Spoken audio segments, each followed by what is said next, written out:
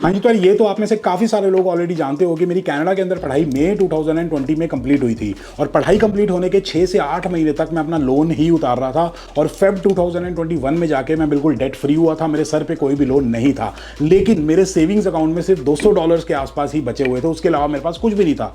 और उसके 1.5 साल बाद मतलब जुलाई 2022 में जैस्मिन जी और मैंने शादी की थी, लेकिन शादी होने से जस्ट पहले हम दोनों के अकाउंट में मिला के अप्रोक्सीमेटली $12,000 थे और शादी में हमारे खर्च हो गए होंगे अप्रोक्सीमेटली $6,000 से $6,500। तो शादी होने के बाद हमारे पास $5,000 कलेक्टिवली बचे हुए थे।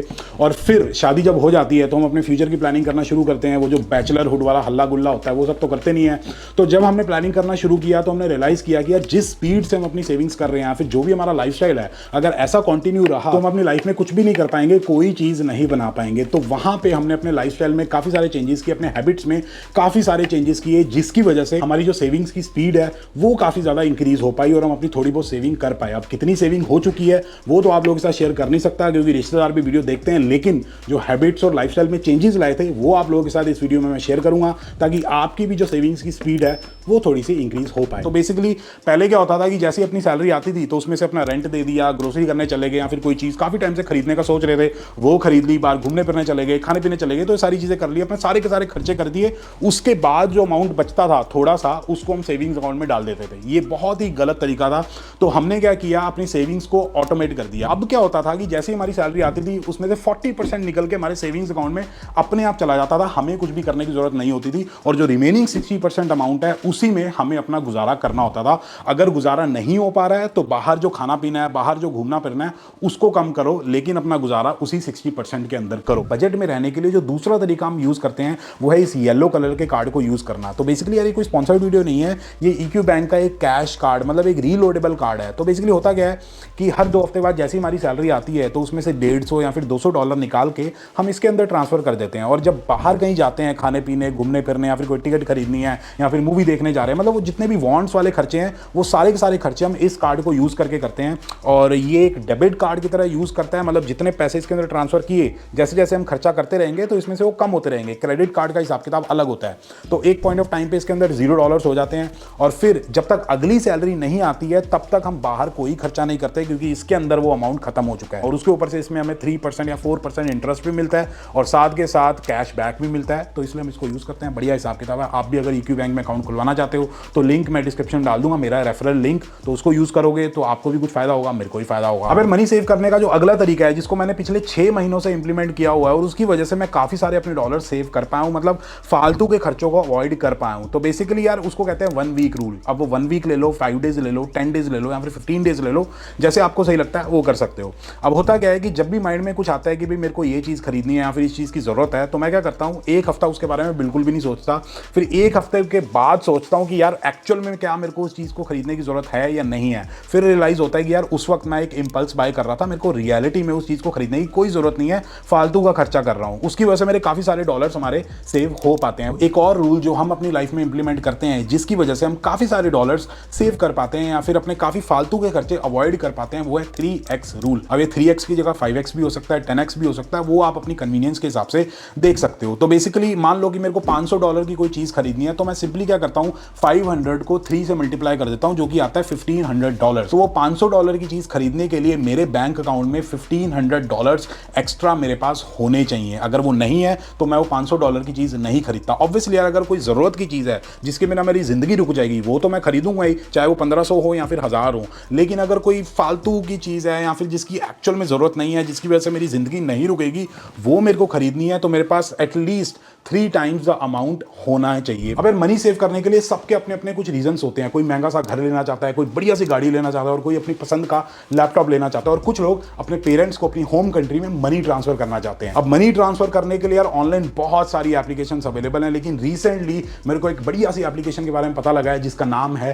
पेपैनी। अब यार पेपैनी के बारे में सबसे बढ़िया चीज मेरे को ये लगी कि इनके जो एक्सचेंज रेट्स हैं वो बहुत बढ़िया हैं। कभी कभी जो गूगल पे रेट दिखा रहा होता है ना, उससे भी बढ़िया पेपैनी पे मेरे को एक्सचेंज रेट मिल जाता है। और ऊपर से यार इनकी कोई भी भी ट्रांसफर फीस नहीं होती है। तो अगर आप किसी बैंक को यूज करके या किसी और प्लेटफॉर्म को यूज करके पैसे ट्रांसफर करते हो तो आपको कुछ ना कुछ प्रोसेसिंग फीस देनी पड़ती है, लेकिन पे पेनी के केस में आपको $0 देने पड़ते हैं। और साथ के साथ यार किसी भी टाइम या किसी भी टाइप की आपको प्रॉब्लम आती है या फिर जिसने पैसे रिसीव करने हैं उसको प्रॉब्लम आती है, तो उसको सॉल्व करने के लिए इनके पास 24/7 सपोर्ट टीम अवेलेबल है। और ऊपर से इनका रेफर एंड अर्न का प्रोग्राम भी चलता रहता है। तो अपने फ्रेंड्स, फैमिली मेंबर्स या फिर किसी को भी ये आप ऐप रेफर करोगे तो आपको काफी सारे बेनिफिट्स मिलेंगे। तो अगर आप भी यार बढ़िया एक्सचेंज रेट्स पे, जीरो ट्रांसफर फीस पे अपना मनी ट्रांसफर करना चाहते हो तो ऐप डाउनलोड कर सकते हो, लिंक डिस्क्रिप्शन में दिया हुआ है। बाकी आगे बात करते हैं कि पैसे कैसे बचाने। अब होता क्या है कि जब हम लेट उठते हैं तो अपने ऑफिस के लिए भागते हैं, लेट हो रहे होते हैं, तो ना ही हम घर पे कुक करते हैं और ना ही हम पब्लिक ट्रांसपोर्ट यूज करते हैं, क्योंकि उसको यूज करके काफी टाइम लग जाता है। तो हम ऊबर यूज कर लेते हैं जिसमें $25-30 $35 लग जाते हैं। बाहर से खाना खरीदते हैं, एक मील $12-13 या $15 का तो आता ही है। तो ऑफिस पहुंचने से पहले ही हमारे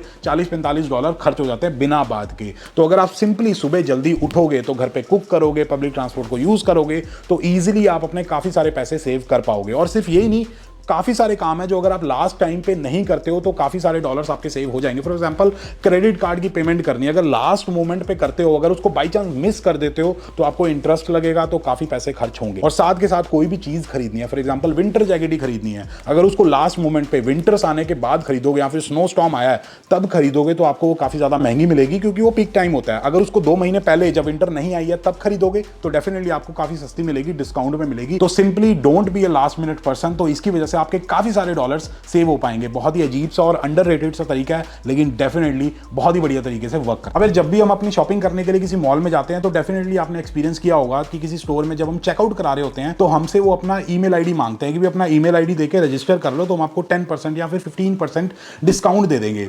तो तब तो हम खुशी खुशी कर देते हैं क्योंकि हमारे पैसे बच रहे होते हैं। लेकिन बाद में क्या होता है कि बार बार हमें ईमेल्स आते हैं मार्केटिंग वाले के भी, जीन्स के ऊपर 40% डिस्काउंट लगा हुआ है, जैकेट्स के ऊपर 60% डिस्काउंट लगा हुआ है, शर्ट्स मिल रही है 20% डिस्काउंट। तो उसकी वजह से वो हमें ना थोड़ा सा पुश मिलता है, थोड़ा सा हमें होता है कि भाई चलो इंसान है ना कि भाई चलो खरीद ही लेते हैं, 40% डिस्काउंट लगा हुआ है, 60% डिस्काउंट लगा हुआ है।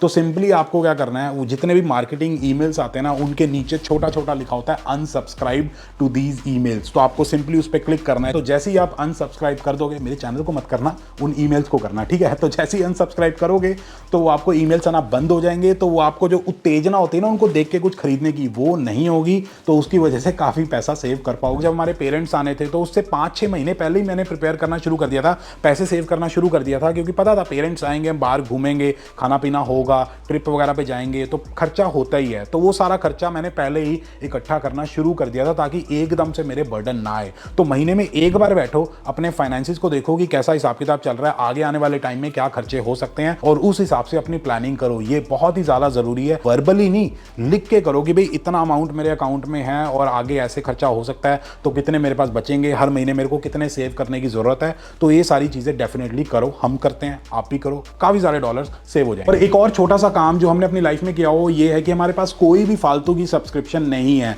कि यूट्यूब को ऐड फ्री कर लो, स्पॉटिफाई को ऐड फ्री कर लो, एप्पल म्यूजिक भी खरीद लिया, साथ के साथ क्या होता है अमेजॉन प्राइम भी ले लिया, पता नहीं कितनी सारी सब्सक्रिप्शन होती हैं। हमारे पास सिर्फ 2 चीजें हैं, एक नेटफ्लिक्स और एक आईपीटीवी की सब्सक्रिप्शन, जो कि काफी ज्यादा सस्ती है। 6 महीने के हमें सिर्फ $30 देने होते हैं।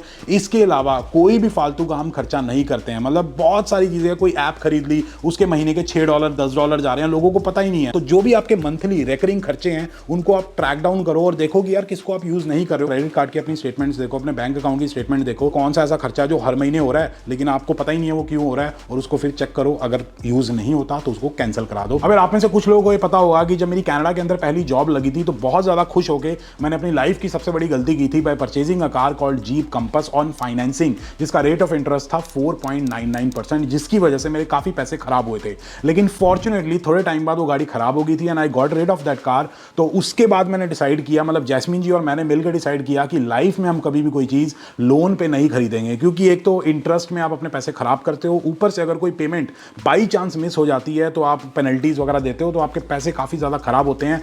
तो इस तरीके से भी हम काफी सारे पैसे सेव कर पाते हैं by not purchasing anything on financing या फिर फिर लो। अब एज अ कपल बहुत सारी सेविंग्स करने के लिए हमने एक तरीका अपनी लाइफ में इंप्लीमेंट किया हुआ है। अगर आप सिंगल हो तो अभी तो इंप्लीमेंट नहीं कर सकते, लेकिन डेफिनेटली कभी ना कभी तो शादी करोगे तो ध्यान से सुन लेना। तो बेसिकली मैं भी जॉब करता हूं, जैस्मीन जॉब करती हैं, लेकिन मोस्ट ऑफ द टाइम हमारी कोशिश ये रहती है कि जो भी हमारा खर्चा हो रहा है मंथ का, जितने भी एक्सपेंसेस है वो सारे के सारे एक पर्सन की सैलरी से हो जाए और दूसरे पर्सन की सैलरी पूरी की पूरी सेव होनी चाहिए। कभी कभी ये हो जाता है, कभी कभी नहीं हो पाता है, लेकिन जब होता है तो काफ़ी अच्छी सेविंग्स वगैरह हो जाती हैं। तो आप भी अपनी लाइफ में इंप्लीमेंट कर सकते हो। डेफिनेटली ये करने के लिए थोड़े बहुत आपको अपने खर्चे कंट्रोल करने पड़ेंगे, लेकिन अगर ये करोगे तो बहुत बढ़िया आपकी सेविंग्स हो जाएंगी और बाद में आपको बहुत मजा आएगा। एक हैबिट जो मेरी बहुत पुरानी है, मतलब कनाडा आने से पहले भी मैं वो इंप्लीमेंट करता था और उससे काफ़ी ज़्यादा पैसे सेव हो जाते थे, और जब हम वो कर रहे होते हैं तब हमें रियलाइज़ नहीं होता, लेकिन हम जब बाद में कैलकुलेशन वगैरह करते हैं, ओवरऑल देखते हैं, तो मुझे लगता है भाई कितने सारे पैसे सेव हो गए। तो बेसिकली मेरी राउंड ऑफ करने की बहुत ही पुरानी हैबिट है। तो होता क्या है कि मान लो मैंने कोई खर्चा किया, फॉर एग्जांपल मैंने $225 का कुछ खरीदा, तो मैं उसको राउंड ऑफ करके 250 कर देता हूँ और जो $25 एक्स्ट्रा है ना वो मैं सेव कर लेता हूँ। फॉर एग्जांपल रेंट दिया $2250 का, तो उसको मैं 2500 पे राउंड ऑफ कर देता हूँ और जो रिमेनिंग जो अमाउंट होगा ना सब्ट्रैक्ट करके वो मैं सेव कर लेता हूँ। और ऐसे करते करते यार महीने के एंड में या फिर साल के एंड में बहुत सारे पैसे सेव हो जाते हैं। और ये करने के लिए काफ़ी सारी ऐप्स भी आती हैं, तो आप वो इंप्लीमेंट कर सकते हो और काफ़ी सारे अपने डॉलर्स या मनी या पैसे सेव कर सकते हैं। एक सबसे इंपॉर्टेंट चीज़ जो मैं आप लोगों को बताना चाहता हूँ वो ये है कि चलो हम सेविंग तो कर लेंगे, लेकिन सेविंग्स करने की ना एक हद होती है, एक लिमिटेशन होती है। कितनी ही ज़्यादा आप अपनी सेविंग्स कर लोगे, क्योंकि ज़िंदगी जीने के लिए कुछ ना कुछ खर्चा तो करना ही पड़ता है। मतलब एक्सपेंसेस सबके होते हैं, $2500, 2000, कोई 1500 खर्चता है, कोई $3000 पर मंथ खर्चता है, तो एक्सपेंसेस तो करने ही पड़ेंगे। तो मेरे हिसाब से जो आपका मेन फोकस है वो सेविंग करने की तरफ नहीं होना चाहिए, वो होना चाहिए कि आप अपनी इनकम को किस तरीके से इंक्रीज कर सकते हो, क्योंकि उसकी कोई हद नहीं होती है, उसकी कोई लिमिटेशन नहीं होती है। तो अगर आप अपनी कोई जॉब करते हो, जॉब से आप घर आते हो 5 बजे, 6 बजे, 7 बजे, तो उसके बाद 2-3 घंटे अपनी किसी साइड हसल पे स्पेंड करो और अपनी इनकम को इंक्रीज करने की कोशिश करो। और मेरे हिसाब से तो अपनी इतनी इनकम बना लो साइड में कि जितने भी आपके खर्चे हैं, आपका रेंट, आपका ग्रोसरीज, बाहर घूमना फिरना, वो सारा आपका साइड हसल से निकल जाए और आपका जो मेन जो सैलरी आती है वो सारी की सारी सेव हो जाए, तो हिसाब किताब बहुत बढ़िया हो जाएगा। बाकी अगर आप एक इंटरनेशनल स्टूडेंट हो कनाडा के अंदर और आपका CRS स्कोर इतना नहीं बन रहा है कि आपकी PR हो जाए, तो आप ये वाली वीडियो जाके चेकआउट कर सकते हो, क्योंकि इसमें मैंने बहुत सारी चीजें बताई हैं जिससे आप अपना CRS स्कोर इंक्रीज कर सकते हो। और ये वीडियो अगर आप लोगों को पसंद आई तो please like, share and subscribe, and as always stay healthy and keep hustling.